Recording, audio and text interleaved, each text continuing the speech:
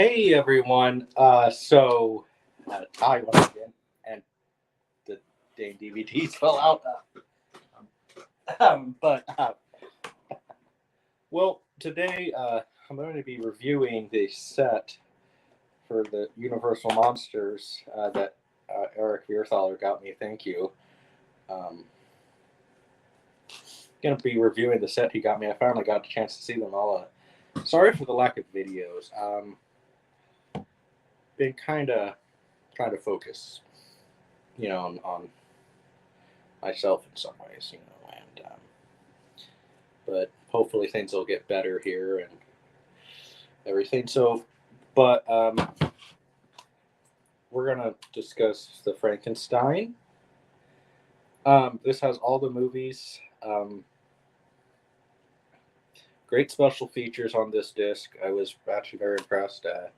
Even though I kind of knew a lot about the movie, because when I was a kid, I would read books from the local library at my school about the monsters and all that stuff. But I was very impressed by this. And, some of these I haven't seen in a long time, since I was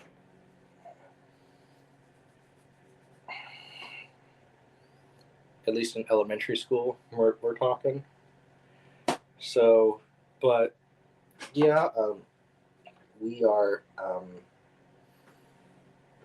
you know, but I did enjoy this was a very fun thing to watch. Frankenstein was fun rewatching all the movies, and um, I remember as a kid, for whatever reason, not liking Ghost of Frankenstein. I actually really ended up liking that one. Son of Frankenstein is good. Very under. I feel like it's kind of underrated a little bit. Of course, Frankenstein meets the Wolfman, and then the House movies, and Abbott Costello. But really, and the special features were great to watch. I really enjoyed this Boo short film. It was kind of interesting. I don't really know what that had to do with. That didn't have much to do with the movie, but it was fun to watch. But um,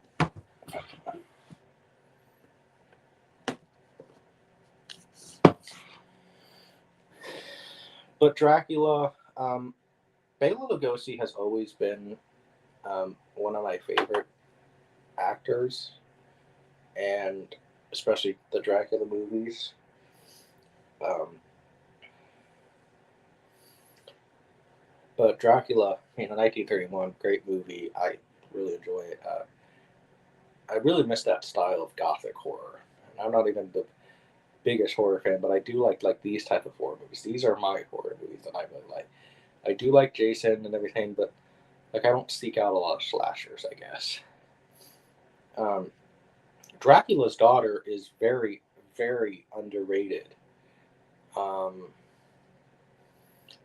I really feel like that one needs to get talked about more. I really enjoyed that. Son of Dracula was good, and the House movies. They're okay, and of course Abbott and Costello. But yes, two, and then we have the Mummy. Um, I have always enjoyed the Mummy movies. If you kind of think about it, they are the first slasher movies. I never really um, thought of them that way. Um, but it's interesting with the Mummy. If you look at the timeline, I think Curse of the Mummy takes place like in the '90s or something like that. If you kind of think about the timeline, which is weird. Um, and then of course Abbott Costello Meet the Mummy. That one was fun. It was fun rewatching those ones again. Um, and it was fun learning about like one of the things I appreciate about the Mummy. They had a documentary about Jack Pierce, and you know great makeup effects artist who designed all these monsters, and um, awesome, awesome documentary about him. Um, so, but yeah, there's that one. I don't know if you guys can see this one since it's visible, but um, I don't know. Can you guys see this one? I mean, he's invisible. Um, I enjoyed this quite a bit. The Invisible Man, I would say, is a great movie. The Invisible Man Return, The Invisible Woman, and The Invisible Agent, Invisible Man's Revenge. I wasn't too fond of those, but The Invisible Man meets Abbott Costello was great. Honestly, great way to end the series for them. I thought I really enjoyed this rewatching these again. Um, so.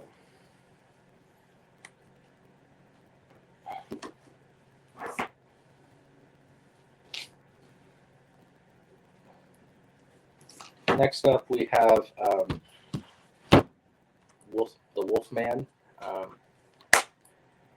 I do like the Wolfman and everything. And this also has the Werewolf of London set and She-Wolf of London. Maybe I'm one of the very few, but I actually enjoy Werewolf of London more because I feel like it's more horror aspect, I guess. But Larry Talbot is the better character, if that makes sense. But great, great, they really went all out with this set. I wish,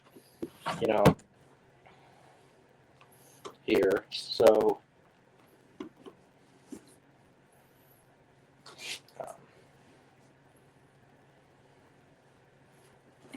now we have The Phantom of the Opera, which only has one movie. I mean, honestly, I know it wasn't done by Universal, but there is no excuse. They should have had.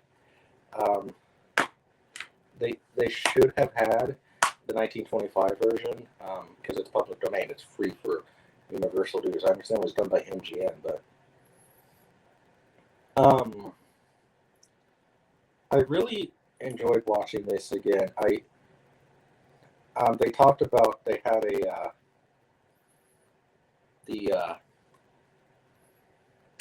they talked about the 1960s version, which doesn't get talked about a whole lot.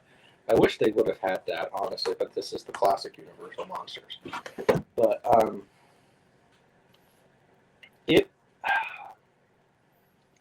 I don't know. I mean,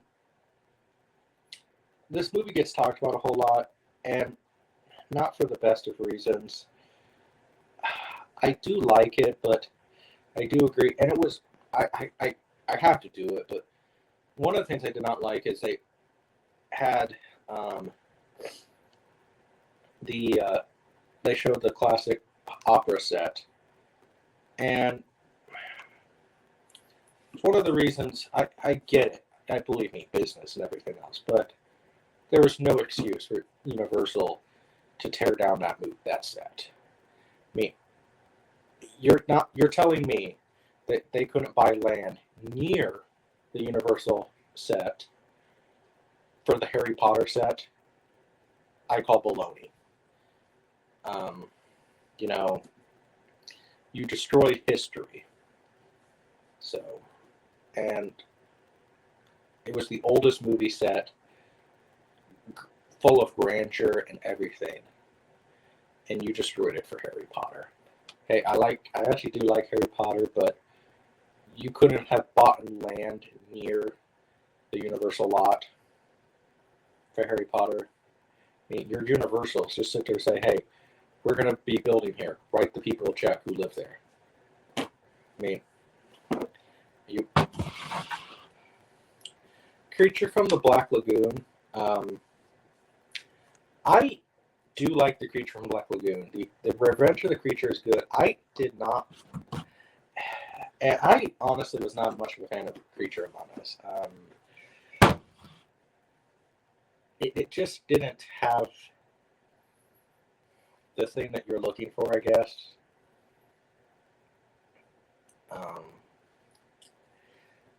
Because for me, turning the monster human and then you end it like how you do it, like, oh my gosh. I mean, I can't say it on YouTube, but the monster pretty much takes care of himself in a movie. He basically drowns himself. I mean, what a way to end your movie. But overall, I really enjoyed this set and watching it. It was fun to watch. And thank you, Eric, for the gift. And hopefully you guys can hear me with this. So, but if you can, please like, comment, subscribe. If you buy my merch, I'll do a request for you within reason. And then if you really want to donate to the channel, we do have a Cash App at Ty June 2. So, feel free. This is Ty. Thank you. And bye.